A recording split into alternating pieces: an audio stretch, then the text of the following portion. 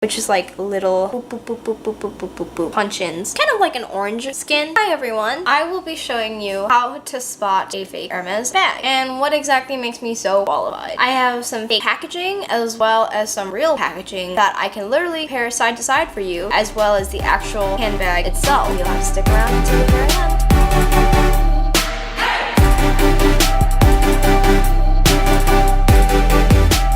Now there's two different kinds of things I would like to be comparing regarding the packaging. The first kind of packaging, I'll be talking about the shopping bag, and the second kind of packaging I'll be talking about today is the packaging of the item itself. And then kind of the third category, we'll be talking about the handbag. So first category, we'll be talking about the shopping bag. Now I have a fake handbag and a shopping bag and the packaging and the box and everything because my boyfriend went on a business trip for 5 weeks in Vietnam and he encountered a lot of fake handbags. Don't buy fakes, kids. The same way they always tell you don't do drugs.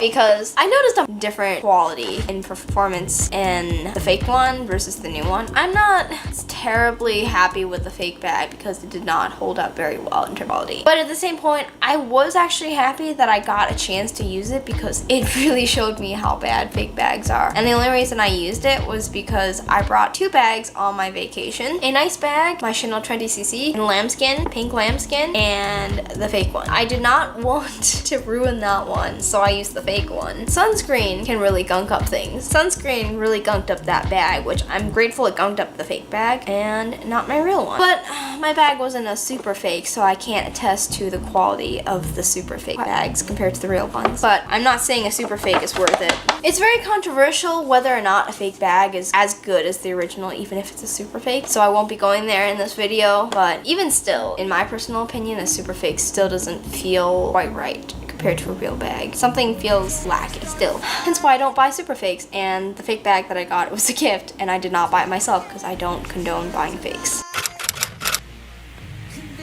If you look at these 2 shopping bags, I don't know if you can tell, this one is a little bit shinier than this one, which has a matte finish, but the straps are different as well. This one, the real one, which is on this side, has a brown colored strap, lighter brown, than this one, which is a darker brown, which is almost black. This one feels like some kind of plastic material, plasticky polyester material, nylon or something. This one feels like it's a natural fiber, like wool or cotton or linen. So in that case, it feels a lot better. Plus there's more fibers coming off of the string itself than this one. And this one is thicker. So when you compress the string, pinch it between your fingers, it compresses less than this string, which compresses more. So there's more air in this. It's not as substantial of a strap because, you know, it's fake.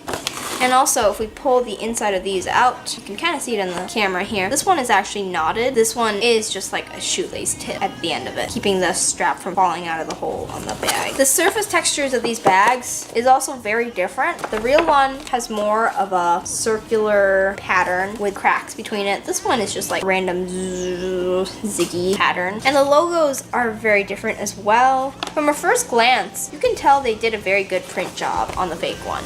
But if you look a little bit closer, you'll see that the eye of the horse is missing on this one, even though it's a bigger print than this one. You see how this is a bigger logo than this one? Yet this one retains much more detail than this bigger print because it's a better quality print. And that's what Hermes quality is, and I never realized it until I started looking at the fake bag compared to the real one, where you can see the little dot on the horse's eye on this smaller bag versus this bag where you can't even see the horse's eye, which truly is a good print. And also the spokes on this are a lot more clean compared to the spokes on the fake one, where the spokes are a little less clean where they hit the outer edge of the wheel. There's a little bit of a blobbing. It's not as clean of a finished edge. And in addition to that, the font is very different too. As we continue on to our roast, one thing I wanted to mention as well is that if you're not completely sure what a real item looks like because you don't have it at hand on reference and tangibly, you can literally Google image search the thing that you want to look for and compare it to the item you have on hand that you're trying to authenticate or check yourself, because you can do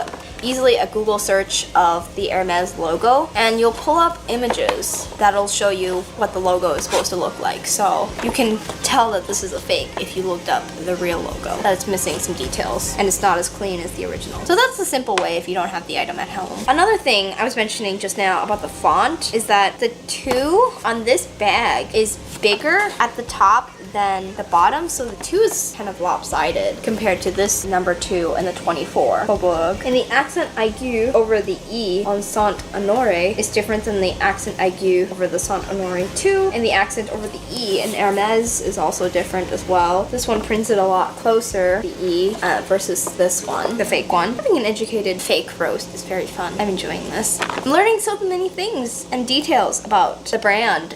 We're gonna have a look at the bottom as well as we're roasting the heck out of this. There's a Chinese symbol for recycle that is also the same as on here, which is kind of ironic that the detail is the same, unless it's a common one, then I guess not. The fonts on the AC is different on this one, the real one, compared to the fake one as well. The real one is 40% post-consumer recycled content and 100% recyclable. Manufactured by Aztecarda, made in Italy. Hermes is so fancy, y'all. Even their shopping bags are made in Italy. This one doesn't say made in Italy. There's not any text. The fake one. Not to even make it even worse, to give itself away even more, the edges here are terribly finished. They're white. And we look at the construction of the shopping bag itself. Hermes puts a little piece of paper at the very bottom over the part where the origami folds together, compared to the fake one, which is just open to the construction of the bones of the bag itself. If you're enjoying this educated fake versus real roast, then what are you waiting for? Give this video a like right now, because it helps spread this video to other people who would like to see this educated roast. If you love couture, style, and analysis, aka CSA, then please like and subscribe and turn on the bell to get your weekly notifications of the CSA PSA Hot at the Press weekly, because that's all we do here is fashion, fashion history, and couture. So if you want to not miss out on anything we have related to that and the videos we have coming up, then you'll want to subscribe.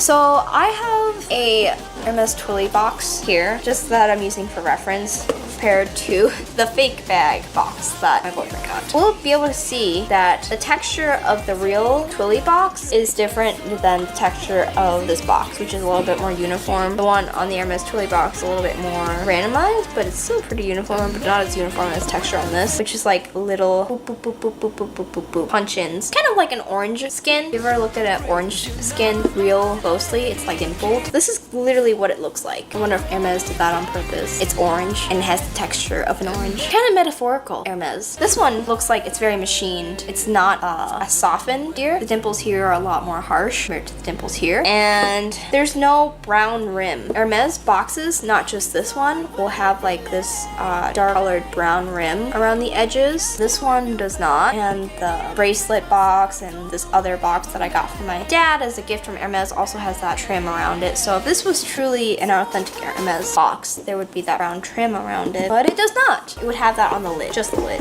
It also did not come with this Hermes ribbon wrapped around it, which is also an essential piece for it to be an authentic Hermes item. The detail on this is just terrible on this logo versus this logo. The outline of where they just stamp the logo on this box. It's a different color slightly, and the edges are dirty, and the print is just so staticky compared to this one. This one has better print quality compared to this one. It really shows you how far things are. It's also missing the word Paris under the Hermes thing here on the fake one. Another giant giveaway is that there's Chinese text and a 19KL sticker on here, which I don't know what that means. Hermes labels for handbags and things, handbags I know at least, have a lot more detail, and they do not look like this kind of sticker. Maybe I can find a photo and insert it on the screen, but they do not look like this. And if we look at more things about the box itself, it's white on the inside, which, oh, I did not realize this.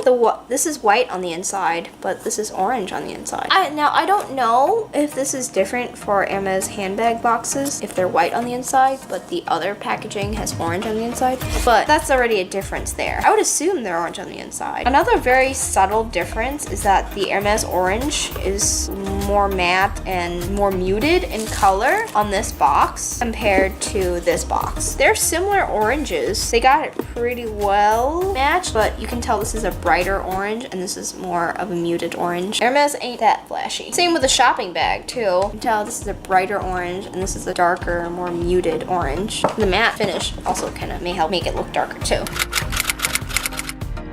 Here's my real one. Here's my fake one. I wore it to Orlando and Disneyland, and it was my beat up bag. After going through all of that, I don't think I would ever want to go to another theme park with a designer handbag because sunscreen gets all over it and it's a mess to clean up. But enough about that. I know you guys want to get down to me smoking the bags. I have 2 different size bags, so some things might vary between the models, but for the most part, a lot of the details do stay pretty much the same. This is a vintage bag, so some of the details here I know are going to be different on here, such as the fact that this is a double D ring versus this is a single ring where I clip my strap onto because it's a vintage handbag. But some things don't really change, such as the details and craftsmanship. And one detail that stuck out to me when I was examining the fake bag is the fact that the saddle stitch. It can be easy to fake the saddle stitch too, but this fake bag, which is not a super fake, I'm not comparing a super fake today, guys. I'm sorry, I'm not roasting a super fake. I haven't seen one in the wild, and I probably couldn't tell if it came across me because they look so good. The stitching is perfectly straight, and if you're a fellow Hermes fan, you would know that Hermes has saddle stitching, which everything is slanted, and the stitches are imperfect. They're not perfect, and they're done by hand, so what that means is that not every single stitch is going to be perfect, but they do try to make it as humanly perfect as they can, so that means it has to be angled for it to be done by hand. And if it's done straight like this, then it's done by machine, which means every single stitch is perfect. Another thing that is alarming is that this handbag has a very thin tapered edge around the handle and things, but this is super thick and globby. It's not as tapered and not as well crafted. Another thing too is that on the little piece of leather bit here that attaches the handle to the bag body itself, the glazing should be tapered down and out. You can see on the real vintage Kelly how it tapers down and out. This is just straight across, which tells me it's not an authentic bag. Another thing that really bugged me when I was examining this is a very obvious fake, by the way, so I don't see how you could get fooled by this. But the sangles are very different. Now, the hardware color is also different as well. This is a very gold on the vintage Kelly. This is a very light champagne gold, which is another big tip because Hermes doesn't do light gold hardware, so this bag is very obviously fake. All the hardware choices they have for common bags are like gold hardware or palladium hardware. And if you're lucky to get a special order, you can pick brush gold, permabrass, which is the light gold, or palladium. The purling detail is also different. This one is a lot more bumpy than the one on my Hermes sangles. The edges of the cutout or the turn lock are a lot different too. This one is a lot more square on the real bag, and on this fake mini Kelly, it's more rounded. Something that I've also noted too is that the texture of the Epsom that I got and on an Hermes item I got from the store feels different than the Epsom texture on this handbag. And when I was wearing this in Orlando, Florida, the first day that I wore it out and I got sunscreen on it, a layer of some kind of coating on this Epsom rubbed off, which was disturbing. But I'm also not too terribly surprised because this is a fake handbag, which makes me even more convinced that I do not want to buy a fake now. The other thing too is that the turn locks between the real bag and the fake bag have some difference in feel, but the edges of the turn lock, like the edges of the circle itself, are more rounded than the real one, which are a lot more angular and sharpened angles. They feel boxier and more substantial. The turn lock on this one also doesn't turn as easily as my vintage Kelly, though my vintage Kelly is 58 years old, so that could be the reason for it being so loose as well. I do have to admire one detail that they did very well. They got the Epsom texture on the outside, and on the inside they have a different texture of leather, which is similar to the Chev leather that lines Hermes Kellys that are in Epsom. Because if you buy an Hermes Kelly from the store, I believe it is Epsom on the outside, and then the inside leather, it is Chev in the same color. And Chev is goat skin, so it has a different texture, and they have a goat skin texture on this. So I thought that was like a good detail that they caught. I was like, good for you. So I give you a bone for that. You look at the real one versus the fake one. The purling here is just so fake. Whenever people tell me to look at a logo to verify the Hermes bag for authenticity, I can't tell sometimes, and so I always struggle with this part. so I wouldn't rely on this alone when verifying, but it is a really big factor because it is hard to get a font perfectly right, especially when there's so many subtleties. Because if you've ever written a Word document and tried to pick a different font, you know how many different font types there are out there. So same with this. There could be minute differences in the fake that you don't detect. If you see any like quality issues with the bag itself, you know immediately that that could be a fake. And what I mean is, like, for example, this hardware has a little bit of rust and the gold has chipped off in the corner of it. Another thing that really truly alarmed me with this bag